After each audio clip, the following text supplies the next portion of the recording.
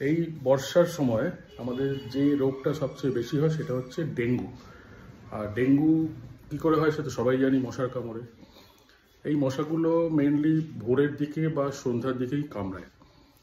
আর কোথায় কামড়ায় না, মেইনলি বেশিরভাগ কামড়ায় পায়ে। কী কারণ?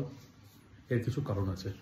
এক তো আমাদের পা শরীরের মধ্যে সবচেয়ে নোংরা জায়গা, সবসময় নোংরা বা ধুলো বালি লেগেই থাকতে পারে। তো সেখানে ব্যাকটেরিয়া জন্মায়। এই ব্যাকটেরিয়ার যে স্মেল সেটা মশাকে অ্যাট্রাক্ট করে। আমাদের পা শরীরের মধ্যে যখন আমরা হাঁটাচলা করি তার মধ্যে শরীরের মধ্যে সবচেয়ে গরম জায়গা হচ্ছে কিন্তু পা। তো সেটাও মশাকে অ্যাট্রাক্ট করে।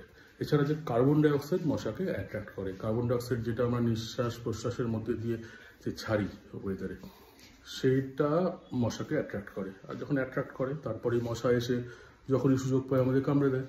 আর গরমকালে যেহেতু আমরা হালকা ড্রেস পরি, ছোট ড্রেস পরি, তাই সহজেই ওরা সুযোগ পেয়ে যায় পায়ে কামড়ানোর।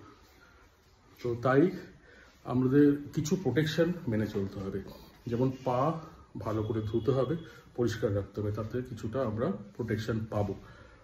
আর এটা তো সবাই আমরা জানি মনে হয় যে ও পজিটিভ রক্ত যাদের, তাদের মশা কিন্তু বেশি কামড়ায়, পছন্দ করে হয়তো।